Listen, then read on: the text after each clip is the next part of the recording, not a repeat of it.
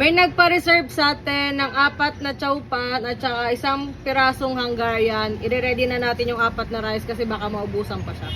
Kung ako sa inyo mga best, magpa-reserve kayo kasi nga mabilis pong maubos ang aming rice.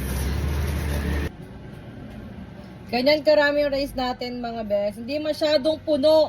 Sabi kasi yung isa dyan, puno daw ng tinakal, tapos pinatira pa daw sa kawali. Ba't ka ba nangingialam? Negosyo mo? Charis. Oh, ganyan lang yan. Tapos meron pa ako nabasa, mapanlamang daw ako sa kapwa. Paano mo nasabi? Nagpa-reserve sa atin yung nanay na lagi bumibili sa amin. Ito yung order niya kapag tinatamad na siyang magluto sa gabi. Rice in a box ang in-order nila. Oh, rice in a box na sabi ko, baka may magsabi dyan. Bowl kaya yung gamit mo. Sorry na. My false. Ito na nga, sineparate ko na yung order ni nanay na 4 na pieces na chowpan. May Hungarian pa naman dito kaya hindi ko na siya isa-separate. O yan, baka may magsabi dyan, bakit ito onte mga best? Sinadya ko po yan kasi nga po may ilalagay pang mga ganon.